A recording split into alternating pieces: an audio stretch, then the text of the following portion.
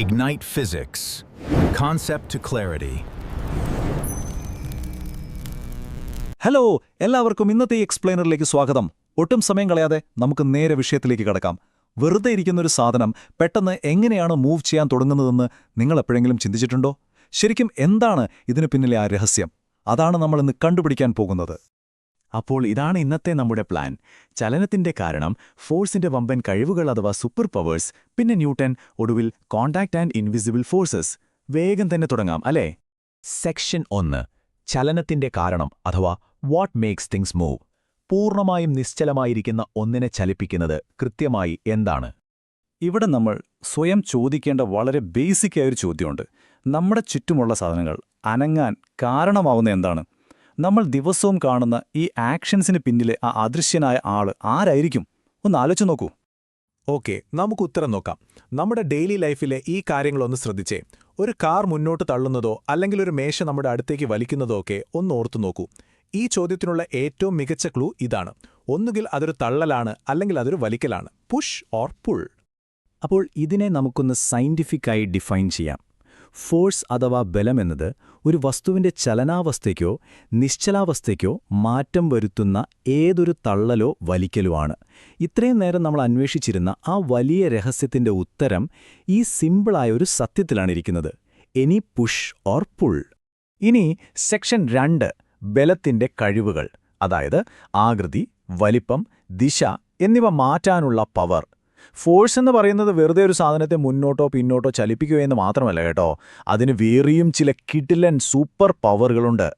ഉദാഹരണത്തിന്, പറന്നുവരുന്ന ഒരു പന്തിനെ ക്യാച്ച് ചെയ്ത് അതിന്റെ ചലനം പൂർണ്ണമായും നിർത്താൻ ഫോഴ്സിനാകും. അതുപോലെ തന്നെ നമ്മൾ ചപ്പാത്തി പറത്തുമ്പോൾ മാവിന്റെ ഷേപ്പ് തന്നെ പൂർണ്ണമായും മാറുന്നത് കണ്ടിട്ടില്ലേ? ഇതും ഫോഴ്സ് ഉപയോഗിച്ചാണ് ചെയ്യുന്നത്.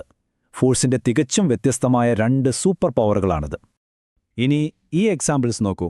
ഒരു കുട്ടി പന്ത് കിക്ക് ചെയ്യുമ്പോൾ വെറുതെ ഇരുന്ന പന്ത് പെട്ടെന്ന് ചലിക്കാൻ തുടങ്ങുന്നു. എന്നാൽ നമ്മൾ ബാഡ്മിൻ്റൺ കളിക്കുമ്പോഴോ ചലിച്ചുകൊണ്ടിരിക്കുന്ന ആ ഷട്ടിൽ കോക്കിന്റെ ഡയറക്ഷൻ മാറ്റാനാണ് നമ്മൾ റാക്കറ്റ് ഉപയോഗിച്ച് ഫോഴ്സ് കൊടുക്കുന്നത്. അപ്പോൾ ഇതൊക്കെയൊന്ന് ചുരുക്കി പറഞ്ഞാൽ, ഫോഴ്സിന് പ്രധാനമായും 4 വലിയ കാര്യങ്ങൾ ചെയ്യാൻ സാധിക്കും. റെസ്റ്റിലിരിക്കുന്ന ഒരു വസ്തുവിനെ ചലിപ്പിക്കാം, മൂവ് ചെയ്യുന്ന ഒന്നിനെ നിർത്താം, അതിന്റെ ദിശ മാറ്റാം, പിന്നെ ഒരു വസ്തുവിന്റെ ആകൃതിയോ വലിപ്പമോ വ്യാപ്തമോ പൂർണ്ണമായും മാറ്റാനും ഫോഴ്സിന് കഴിയും.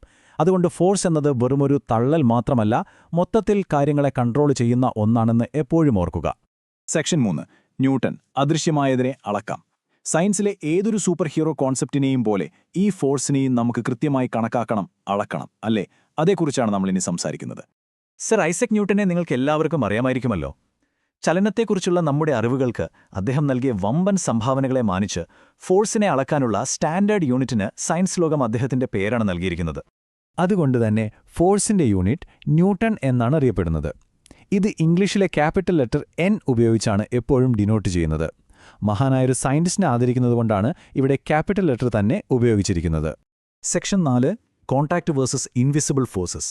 ഈ ഫോഴ്സ് നമ്മുടെ ലോകവുമായി എങ്ങനെ ഇന്ററാക്ട് ചെയ്യുന്നു എന്നതിനെ അടിസ്ഥാനമാക്കി നമുക്കിവയെ പ്രധാനമായും 2ആയി തരംതിരിക്കാം. നേരിട്ടുള്ള സ്പർശനത്തിലൂടെ പ്രവർത്തിക്കുന്നവ, പിന്നെ യാതൊരു സമ്പർക്കവുമില്ലാതെ അദൃശ്യമായി പ്രവർത്തിക്കുന്നവ. അതായത് കോണ്ടാക്ട് ഫോഴ്സും നോൺ കോണ്ടാക്ട് ഫോഴ്സും.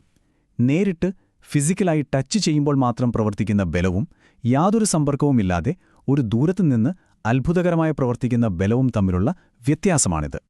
ഉദാഹരണത്തിന്, നമ്മൾ വെള്ളത്തിൽ നീന്തുമ്പോൾ നാം വെള്ളവുമായി നേരിട്ട് സമ്പർക്കത്തിൽ വരുന്നുണ്ട്. അതുപോലെ ശക്തമായ കാറ്റിൽ മരങ്ങളിലെ ഇലകൾ ആടുമ്പോഴും കാറ്റ് ഇലകളെ നേരിട്ട് സ്പർശിക്കുന്നുണ്ട്. ഇത് രണ്ടും കോണ്ടാക്ട് ഫോഴ്സിനുള്ള വളരെ മികച്ച ഡെയിലി ലൈഫ് എക്സാമ്പിളുകളാണ്. എന്നാൽ ഇവിടെ നോക്കൂ, വളരെ രസകരമായൊരു കാര്യം എന്താണെന്നാൽ ഇവിടെ യാതൊരുവിധ സമ്പർക്കവും നടക്കുന്നില്ല എന്നതാണ്. മരത്തിൽ നിന്ന് താഴേക്ക് വീഴുന്ന മാങ്ങയെ ഭൂമിയുടെ ഗ്രാവിറ്റിയും ഒരു പിന്നാകർഷിക്കുന്ന കാന്തത്തിന്റെ മാഗ്നറ്റിക് ഫോഴ്സും വലിക്കുന്നത് യാതൊരു ഫിസിക്കൽ ടച്ചുമില്ലാതെ പൂർണ്ണമായും ഇൻവിസിബിളായൊരു ദൂരത്തിൽ നിന്നാണ്. നോവേ അല്ലേ? അപ്പോൾ ഇതുവരെ നമ്മൾ പറഞ്ഞ കാര്യങ്ങൾ ഈ ടേബിളിൽ കൃത്യമായി കൊടുത്തിട്ടുണ്ട്. നീന്തുന്നതും ചുറ്റിക കൊണ്ട് ആണിയടിക്കുന്നതും സമ്പർക്കബലം അഥവാ കോണ്ടാക്ട് ഫോഴ്സാണ്. എന്നാൽ മാങ്ങ താഴേക്ക് വീഴുന്നതും കാന്തം പിന്നാകർഷിക്കുന്നതും നോൺ കോണ്ടാക്ട് ഫോഴ്സാണ്. നമുക്ക് പരിചിതമായ ഈ കാര്യങ്ങളെ അവയുടെ ശരിയായ കാറ്റഗറിയിലേക്ക് മാറ്റാൻ ഇത് നമ്മെ സഹായിക്കുന്നു. ഇന്നത്തെ നമ്മുടെ ഈ എക്സ്പ്ലെയിനർ അവസാനിക്കുന്നതിന് മുമ്പ് നിങ്ങളെ ഒന്ന് ചിന്തിപ്പിക്കുന്ന ഒരു ചോദ്യം ചോദിക്കട്ടെ. ഒരു തള്ളലോ വലിക്കലോ ആണ് ചലനത്തിന് കാരണമാകുന്നതെങ്കിൽ തറയിലൂടെ ഉരുളുന്നൊരു പന്ത് കുറച്ചു കഴിയുമ്പോൾ തനിയെ നിൽക്കുന്നത് എന്തുകൊണ്ടാണ്? ചലനത്തെ എപ്പോഴും തടയാൻ ശ്രമിക്കുന്ന ആ അദൃശ്യശക്തി എന്തായിരിക്കും? അതെ, യു ഗെസ്ഡ് ഇറ്റ് റൈറ്റ്, അത് ഫ്രിക്ഷനാണ്.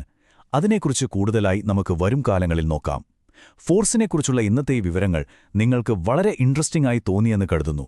Keep exploring.